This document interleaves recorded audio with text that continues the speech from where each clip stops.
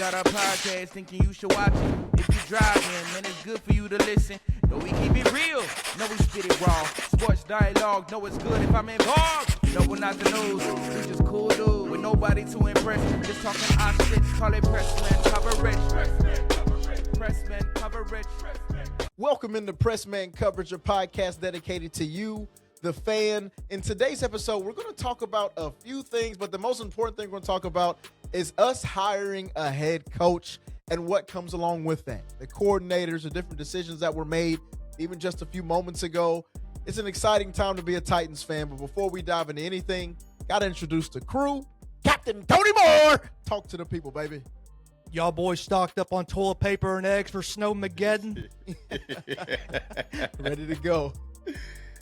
Man, the city's going Get crazy. it, bro. I don't understand what's the point. Yeah. We freak out down Half here. of y'all don't even cook, so I don't know why y'all stocking up on that stuff. Y'all don't even cook. Y'all just throwing some in the microwave for real. You don't need the eggs. You don't cook. Right. Them. They should be stocking up on ramen noodles, not freaking eggs. Like, what are we talking about? Milk? Come on now. You ain't baked nothing in a minute. Stop it. Go ahead, Sauce. Talk to the folks.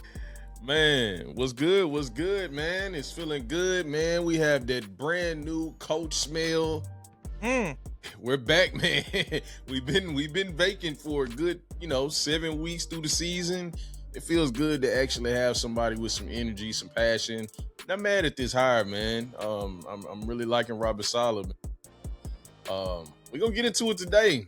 Hey, join in, man. We're here. We got the coverage you're looking for. Make sure you like, comment, and subscribe up under. We're here, man. We're in the off season, baby. You know what was interesting about this whole thing to me was a few things. One, and we don't have to dive into the full interview he had, but Big Jeff semi-calling it. Isn't that kind of crazy? Like, do you think he had a little inside knowledge? Tell me what y'all think, man. Man, it's so interesting with how that is, and we'll dive into some of those things with that. But I think he may have had a idea. I think it was back and forth between the whole Cam, what he wanted as an offensive-minded coach, and then Jeff as a defense-minded coach. I think Saleh was definitely on his radar. Just the energy, the passion. I think he missed, some of that Vrabel-esque energy in the locker room. And, it's the perfect match. I don't know if he fully had the edge to call it, but I think he may have had the right guy in mind. And shout out Borgonzi. He got it done. I was nervous as heck. We were seeing candidates fly left and right off the board, man. So for us to nail Robert Saleh, hell of a hire. Yeah, he's a defensive guy, so I think he's definitely leaning towards he wants a defensive coach. He kind of reinstated that when he was on his little Bussin' with the Boys conversation. He was talking about how great the Vrabel days were and how the Brian Callahan stuff just wasn't working out. And I think he really just wanted to get that culture setter back in, the no BS, no nonsense, no fifth grade powwows. Get that stuff up out of here. It's a man's game, is his words. It's a man's game. Man. Look, you got to respect it. It's one of those things where it's like, hey, not even running your team meetings sometimes, having random people pop up. There was definitely some. He said Bones was the head film guy. Bro, We've been calling this. We've been calling it for 8 weeks that he's the head coach. Rocking with us, Coach Bones is the head coach, period. Man, listen, let's really sit back and peel these layers back. We could really every single week when it was coming to intel and detail, you could just sense it from the outside looking in that Bones was more informed of everything that was going on versus the rest of the staff. And I don't know if that's just a thing that comes with just experience, him being a veteran coach or just I don't know what, man, but you could tell something was missing. Now, I did not know that Callie, in a sense, was passing some of these things off. And I was giving Callie some slack at first, man. But, golly, dude, I knew, once he got fired going in from that first year to the second year, I figured he was having a hard time or a lot of things was being thrown at him fast. I just didn't know he was taking that type of approach. and like Jeff being a veteran that comes from a detail oriented, like we can get into all of what he was saying about variable, but I mean, it's kind of in a sense was evident, man. It's like, dang, you know what I mean? And some of those elements was missing when we go out there on Sunday, and it's like, oh, Callie, you not it. The game is like moving too fast for you. You have too many things that you have on your mind to where you're missing some of the small details. You're supposed to call a timeout right there. You're supposed to challenge that. Like, it's like, dang, like, man, I don't know, man. Y'all Maybe tell me what y'all know think the on that. rules too. I don't know. I kind of go back to the whole practice thing about how, me and Lim and a couple of our buddies, we went to practice one time and it felt completely lifeless. And this dude right here, Robert Saleh, you want to go see some energy, you want to go see some passion, go see the end of the wild card game. You'll see some energy and passion. That's what he's going to bring to this franchise. And it's something that we desperately need. So I would just like to say goodbye and good riddance to Brian Callahan. Goodbye, good riddance to your father. Goodbye, good riddance to that entire staff. It was completely and utterly a failure. Whoa. And we have, besides Mr. Bones and Denard, I'll pour Shout one out out to you Denard. later. But most of it was poop. Colt Anderson, poop. All right. So goodbye and good riddance. Let me ask you. Go ahead. Real quick, Lim. So to that point, and then don't forget your point. But like, do you think like something with Callie? Do you think he didn't have, like, I guess in a sense the wherewithal to have these certain people around him to where he could delegate some of those tasks to where he could be a fully functioning coach? Like, I seen Jeff like detail some of those things of like Vrabel having people in place that specialize in certain things to where he could be operating at the sharpest points on Sundays, or him handling the details on Friday. Like, I wonder what went wrong right there. You know what I mean? I think it's one of those things where you've been around the game so long. You've got, family who's been around the game. You've seen the game. You've been on the sideline for a long time, probably since you were a kid sitting on the sideline during NFL games. And you just assume, because you have so much knowledge, that when you're sitting in that seat, you're going to be able to process everything, and I think it was that, and you can call it arrogance, but I really just call it just being straight up naive of not understanding, hey, no, this is what goes into this. It's what you should be doing. Let's go away from the rules, but like, how an offense should work, what beats a cover 2, what beats a cover 3. But do you know that at the same time as time and score situations happening on the back end, and you going into the season, I feel like, into his head coaching career, I feel like he felt that, I know all of that stuff, so I can get it done. But do you know all of that stuff in the moment right there when you need to know it? And I think he neglected the value of having somebody who does. Being able to delegate is one of the first key principles of leadership outside of, really getting to know your team. If you can't delegate, you'll never be successful. And I think he struggled with that. Cody? I completely agree. He didn't have no Bones Fassel in his ear. Whenever the refs were coming by to kind of help him, give him maybe just give him like some pointers or whatever. Mike McCoy always had somebody next to him in his ear. Yeah. So, Brian Callahan didn't know like what the hell was going on. It seemed like half the damn time. So first time coordinators on top of that, especially his first year, it's like they can't help you. They're still trying to figure out what to do on their side of the ball. We're scoring 12 points a game, and you're looking at Nick Holtz. All he got is this clipboard. Well, I think we threw it 3 times last drive. Let's run it 3 times this drive, see if it balances out. That's balance right there, coach. That's balance. 3 and 3. Hey.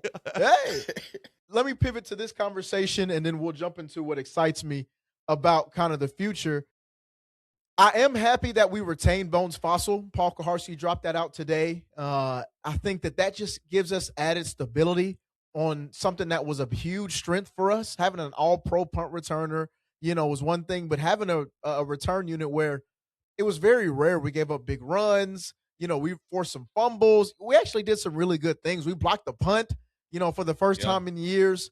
And he's just a solid mind to have in the room and being able to build on a young team, young roster. A lot of those young guys are going to be on special teams again. I think this allows us to get nothing but just better in the process. So I'm super excited about that, man. Sauce, how you feel about coach, assistant head coach, in my head, that's not his official title, but that's what I'm calling him, assistant head coach, special teams coordinator, Bones Fassel coming back? Man, I'll be honest with you, man. I think you would be really rolling the dice if you were walking in and, doing this Titans job and you're taking that and not recognize the value that Bones Fossil brings to the team. I mean, he, like you said, man, he totally revamped. We had one of the worst special teams units in the entire NFL, and he flipped that in over a season with the inexperience that we have on the roster, the young guys, being able to have them flying around and doing that, and also having Chimere DK play at a high level, even on special teams, is a testament to what he brings to the room. So I think, that's a definite like salute and heads up to Salah to recognize that and bring him and add, and retain. And it's unfortunate for Denard, him being let go of his duties, but I also think it would have been minimizing his potential as a coach. I don't take it as a slight that Denard can't do his job at a high level, but if you have Robert Saleh that is doing his job at a high level, Denard deserves to go to an opportunity to where he can really shine and flourish and continue to raise his stock to where he can go somewhere and eventually be a head coach. So I'm not mad at that, but Bones Fossil, you keep him in the room for sure. 100%. Yeah, Bones Fossil is the epitome of there's levels to this ish. And you go from Colt Anderson to him, and we go from like the worst special teams that we've ever seen to like the best special teams we've ever seen in our franchise's history in one season. Hey, another all-pro season coming from Chimere DK next year. I'm already calling it. Yeah. Yeah. Just rising to the top, man. So again, shout out. I know Cody said it, but pouring one out from my dog, Denard, man. He's somebody who I felt like we needed. I'm just gonna give a quick old clap and cheer to my guy Denard. Thank you for your service. Thank you. Daryl Baker will miss you. 100%. Oh man, I won't be surprised. I won't be surprised if he's up in New York or somewhere, with Harbaugh or something like that, maybe. But I think Robert Saleh has his guys, man. But speaking of Robert Saleh, I know we had our head coach picks that we were yearning for and wanting. I mean, a lot has transpired since then. Mike McDaniels is off the board as an OC. All the other things that we were pairing with that. But what were y'all natural? What was y'all natural just reaction to Robert Saleh being hired that night? So to me, I think if you had told me this back in October that we were getting Robert Saleh as our head coach, I think I would have said that we got the best coach on the market. But how everything has transpired with, Harbaugh being gone, McDermott being let go, McDaniel, Tomlin. I mean, there were like superstar head coaches that got fired. Man. And, I think that even goes with a portion of this fan base where it's just like now it kind of this hire kind of feels a little watered down where you tell us this in October, we get Saleh as our head coach. I think we're super fired up. But when you see like all these other head coaches with all these winning track records that are getting let go and they all go somewhere else or it's just not going to coach at all, and then you end up with Robert Saleh, I just think it hits a little differently. Yeah. There's the excitement of having like the sureness of what comes with one of those other guys is definitely something that was intriguing to me. Like you know who John Harbaugh is. You know who McDermott is. And that's both the good and the bad of that. You know what I mean? You know who Mike Tomlin is, who Mike most likely will be taking some time off. But like those were the exciting pieces of those people who were let go. And you're right. If you'd have asked me in October, I'd say it was a slam dunk. And I still think it was a good move. What's interesting to me, and I know this is always said after somebody gets hired, so I'm not going to act like this is just groundbreaking news, but hearing Jordan Schultz say, hey, Saleh was always the Titans' number one choice. I believe that up until some of these other folks got fired. But I do firmly believe that he was high on their board to begin with. I think when you look back to Borgonzi in the postseason press conference and so forth, talking about what he's looking for in a head coach, he described Saleh to the T. And for me, what made me the most excited about it is this is the big difference. Him and Vrabel are similar in the fact that they're both defensive coaches. They both are kind of no nonsense, whatever, but they're different in how they go about it. Vrabel, you're going to see him get excited, but his excite's like, yeah, hit you in the chest. You know what I mean? Like, that's like, God. Give me a bloody lip. I love it. And you may see some of those moments from Saleh, but Saleh's like more of a jump up and down. You know, it's not like he's a cheerleader, but like his excitement's a little bit different. He's running, he's jumping up, shoulder bumping you.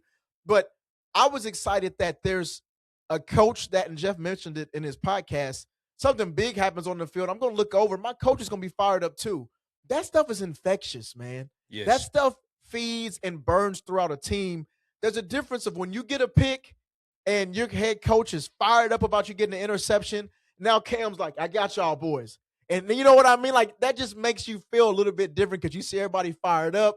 Cam's like, yeah, we locked in now. And that momentum carries and begins to snowballs. Those little things win games.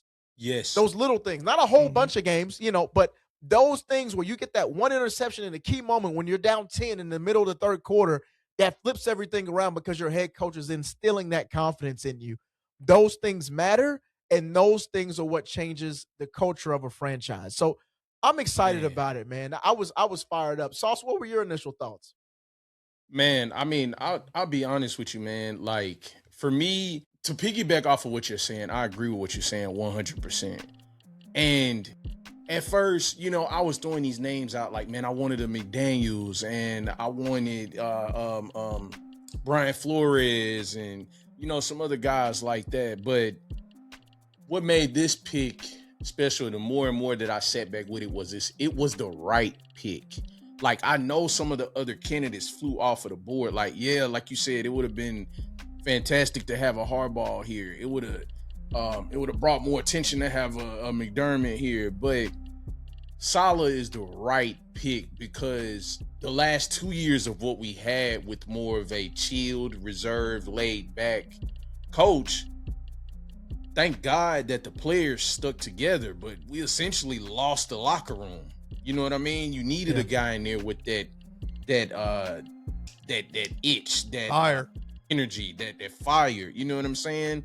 That is gonna affect each player. Like you said, come up and get in his face, get rowdy. You know, he might be one of those coaches where you're walking through the hall, he may quiz you on the spot. Like, Saleh gives me that vibe that he's one of those guys that, you know, thrives in those type of elements.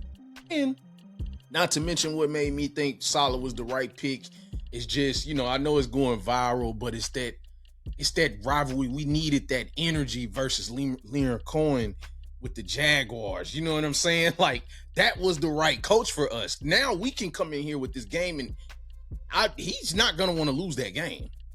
So After we just got 40 ball. Hey, bruh. He said, I'll fucking end your life. Bleep that out. That's a quote. He said that. He said, I'll fuck your world up, buddy. Like that's nuts. We need that. That's nuts. Yeah. We need that. And I think so.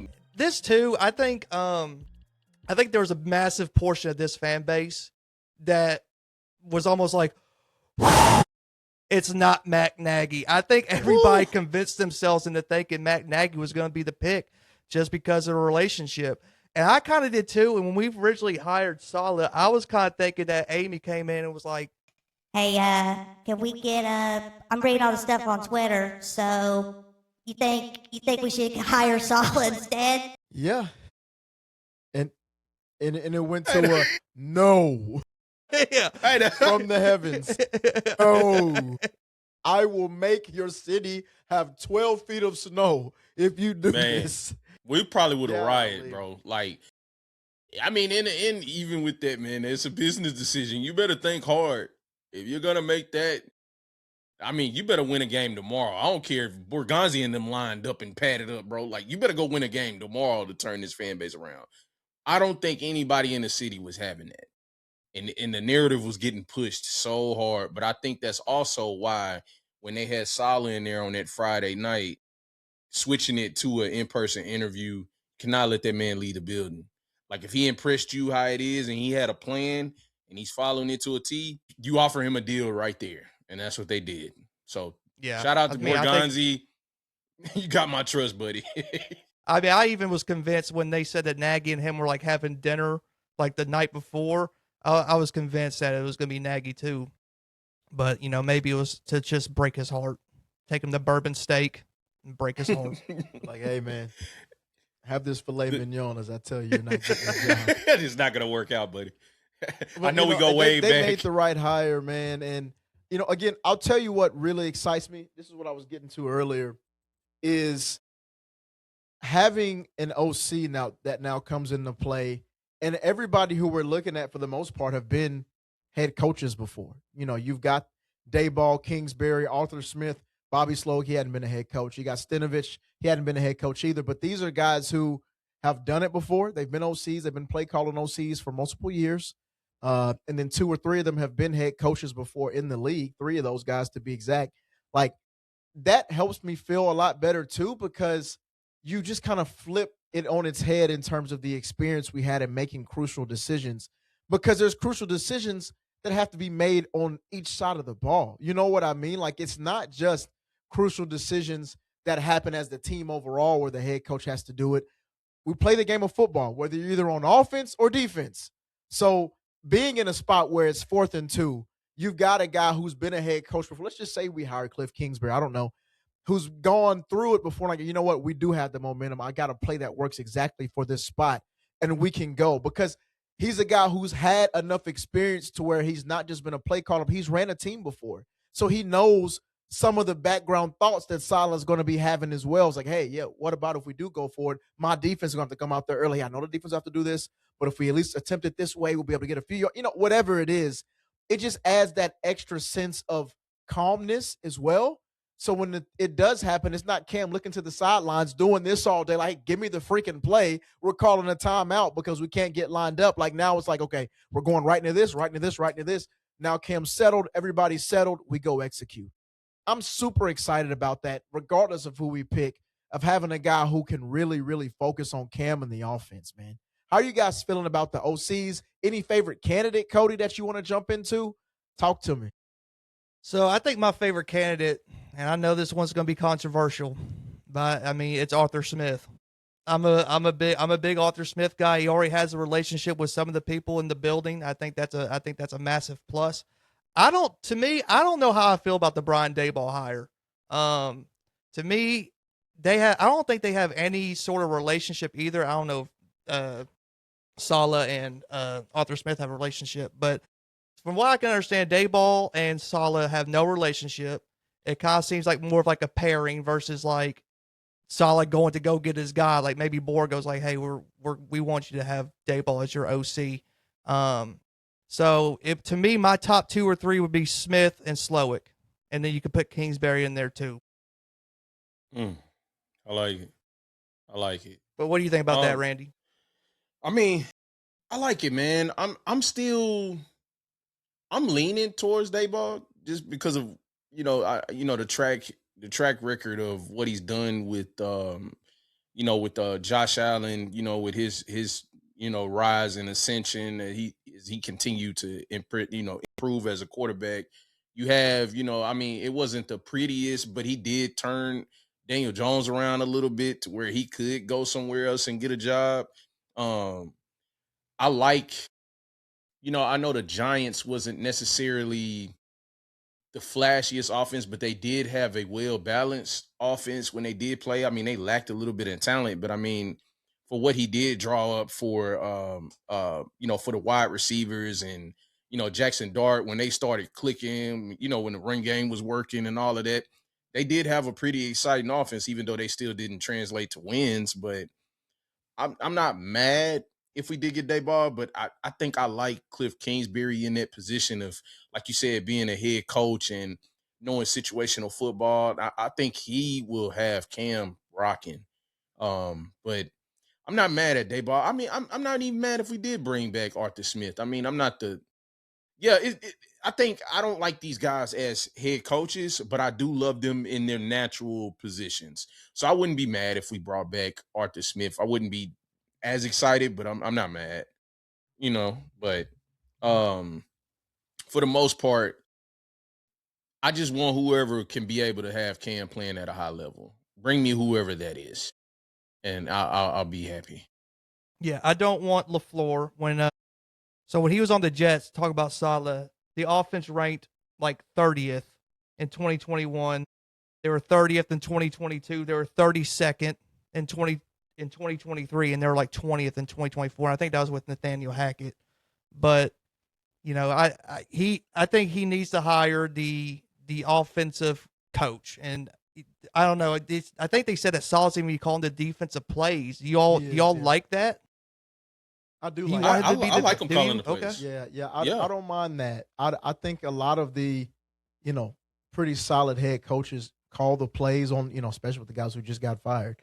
But you look at the Shanahans of the world, you look at the McVays, Ben Johnson. I know I'm talking about offensive guys now, but McDonald, excuse me. Like, I don't have any issue with it. I don't think it's going to be too much on his plate purely because he was a head coach for multiple years and a DC for multiple years. And I think that'll be just fine. But that's why I want somebody who is super strong on the offensive side, because there are going to be times where Saleh may have to stop and pivot to have more attention. Hey, let me have a quick conversation about the defense and what we're going to do next drive, and have a guy who's been a former head coach who can essentially be the head coach of the offense and lead and have different conversations, be directing assistant coaches. Hey, go talk to him about this. Hey, please go talk to Tajay Spears. Tell him he has no ACLs. He's got to get up the field. Why is he dancing so much? Hey, please talk to Tony Pollard. Tell him that, hey, you do need to get a different haircut, but you are better than what Randy and Cody think you are. Having those conversations while also being able to call the plays, I think will be essential for us. And that's why I want a former head coach OC. I think that's really my stipulation, is I'm going to be happy with any of the former head coach guys that are available. Maybe the only caveat to that is Bobby Slowick, purely because Exactly. it seems as if Bobby Slowick and CJ Stroud, there was some turmoil between those two. CJ is essentially one of the core reasons why Bobby was gone, because he felt like Bobby wouldn't open up the playbook for him. Well, they opened it up, buddy, and you're terrible. What do you want him to do, sir? Yeah. Hey, Well, I'll tell you another thing that's kind of exciting, too, to be completely honest. I was kind of just looking at some of the draft picks from the solid Jets teams. I mean, they got, Zach Wilson, which is terrible, but Elijah Vera Tucker, who's pretty good. And then they had Sauce Gardner, Garrett Wilson, Jermaine Johnson, all in the first round one year. And then you follow that up with Brees Hall, who did they have a good relationship still or not? Were they beefing towards the I end? hope so. I don't. Think that they were. I think it was more the OC and Brees Hall that had the issues. Well, hey, hopefully that conversation with the OC, he's not talking to TP, he's talking to Brees Hall instead. And then you got Olu Fashanu and Will McDonald. So, pretty good draft picks, if we're being completely honest. A lot better than typically what we've been dealing with. But like a player that this excites me for is, Femi. Yeah. Because I think he could get Femi, hopefully get that big body of his rolling and get him to sacking the quarterback. Man, and I I agree, also, man. I've been hearing a lot of them, like, with the type of defense that Saleh likes to run. And if Saleh is honestly changing that, I'm excited for guys like Sweat, Jeff for his one-on-ones. And I am curious if he'll have Femi playing, something a little more where he can shine. You know what I mean? So I am excited for that with those 4-man fronts and these guys running free, man. Hey, we might have an exciting defense. He might be able to do something special. And I also think like, this draft is we got a lot of depth in the DB position. So I think they'll be able to fill those holes that we're yearning right now. And, we might have a, top 15 defense before we know it. If we can get the right corners, it's a possibility. You know what I mean? That's going to be the name of the game. Can we shore up the back end? And, 3-4, 4-3, yes, there's differences. But if you have enough versatility on the edge with a guy like a Femi who can stand up, put his hand in the dirt, set the edge, but rush the edge, rush the passer, drop back into coverage, cover the flats. Like, if you can do that with multiple guys, hey, man, you really set yourself up to be so versatile in what you can do and bring to the table. Because at the end of the day, Sweat and Jeff, they're gonna be there. You know what I mean? Like when it comes to the middle of the defense, I don't care what you're running. You can run a 5-1. It don't matter to me. Like Sweat and Jeff are gonna be there and they're gonna handle their business. So being able to have some versatility, and you're right, having Femi, having a Kevin Winston Jr. and using that versatility, even being able to get James Williams out there a little bit more, who played pretty solid when he came to fill in for Cedric Gray late. Like those are things that make me excited. And if we can get the secondary together, man, hey, that really fires me up. And one more thing I'll say, and I'll shut up. The different guys that we're bringing in, including Saleh, having the Jets and 49ers connections, whoever we bring in as the OC, having the connections to those teams as well, it does excite me for those free agents that could potentially come over, because it seems like that always does happen. At least one or two come over. There was a few Cincinnati carryovers that came with Callahan. There's a few that kind of trickle over from the different teams. A few Ravens guys that came over with Denard, guys who've been in their system. I would just love to continue to spread those wings with guys that they trust, they know can run their systems, and continue to add some depth to our team. Agreed. I also want I want us to get David Bailey at number 4. Him, or maybe I'm a little bit more open to Jeremiah Love. Woo. I did not expect that be the name you said. It took a second for it to click. I think he probably wants to establish that run a little bit, being the way he likes to, call the game and everything. So I just think it's open to it. I just think it's. I'm twitching. I'm twitching right now. Hey, man. I know Sauce is over there cheese and look at him. I'm telling you, boy. Hey, go get him, man. But hey, I was interested, man. No Bane? You're not sold on Bane yet? No. He can't even put his hands in his pockets. His arms are so damn short. Oh. I'm just kidding. I'd be okay with it. David Bailey just gets me fired up. Man. I like the pure edge rush side of him. That's the biggest thing with David Bailey is he may not set the edge sometimes, but he's always getting after the passer. And that's what we need. Step is ridiculous. Like his film is just full of first step, and I'm even with the tackle. Like it's crazy, man. Like I was listening to the MCA podcast the other day, and they were just talking about like how he's got the best first step currently in football and in college football. And when he comes to the league, he'll be like top 5 when it comes to how fast his first step is. He's freakishly athletic when it comes to that. I'm excited about that, man. You can teach him to set the edge. I don't care. Yeah. I don't care. Let him fly by you. We got Cedric Gray back there. He'll get him. Like, you just go get the quarterback when it's time. Dan Moore going to be sick because he's like, shit, I got to deal with this in practice. Yeah. I'm going to get embarrassed. Cooked. He rushes. He's just going to be looking crazy. But you know what? We need that, man. We need it. And, this is the time of year, too, where a little bit of the cocaine / hopium just starts to creep in. And, this is the start of where Randy ends up by the end of the summer saying 11 wins. This is where I thrive, baby. Right now. This is where I thrive. We got Saleh. We about at 7 wins already with the Saleh hire. I'm not going to lie. Maybe so. Maybe so. That may actually be a real thing. If the right we OC comes in, I might be riding the train with you, dog. I might be right there with you, dog. If the right OC gets in the house and we go get some couple people, man, I'm cool, man. Maybe we go get Brandon Ayuk. Saleh, you don't work with him. Maybe he really just cut him, had a rough little year. Bring him in. Who cares? What's wrong with having 2 Ridleys on the field? Hey, better than what we got. Look, man, what y'all got for the people, man, before we wrap it up today? Man. Press box out there. Y'all just be careful in this snowstorm. They're calling for about 12 to 15 inches. That's hefty around here. I'm going to be cozied up with the wife and the dog. I'm going to be playing my video game. So, y'all do the same thing. Stay off the streets, okay? Please. We don't need y'all wrecking.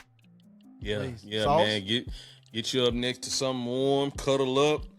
You know what I mean? It's gonna be cold out there. It's cuddle season. Big It's freaking cuffing Randy. season. Hey. You need to cuddle up next to your barber. Because That's crazy. goodness gracious, Barber he got been me doing right. you What dirty, you mean, dog. man? Shout out, My Mac. bad, He bro. been, My bad. he been That's going on me. crazy in the That's on city. me. No, that's Now, on me. That's on me. now you on the other hand. Anyways, Hey, look, look. one of the things I do want to say is we're going to be here with you throughout the candidacy. just our search for different coaches, different coordinators. I promise you we'll be here a little bit more than we have been this last week. I know we got one episode out in the past week. You're going to start hearing from us, especially if it snows. Yeah. I'm going to be in the house, bored, and building episodes. And here we come. So super excited about it, man. We've got a 3-round mock draft coming up for you real soon. The way too early mock draft. Get prepared for that because it's coming around the corner. We'll wait till after the OC hire, see kind of the tendencies and stuff like that. But at the end of the day, I'm fired up, man. By the end of this week, we could very well have an OC in hand. It'll be interesting to see, too, who we bring in as a DC. There's a lot going on in Titans land. Not to mention, player acquisition cycles are right around the corner, man. Like I'm talking about, we'll be hiring coaches, take 2 or 3 weeks off. Free agency's popping right around the corner. So please stick with us. Like, comment, subscribe. We're out of here, man. PMC. Peace.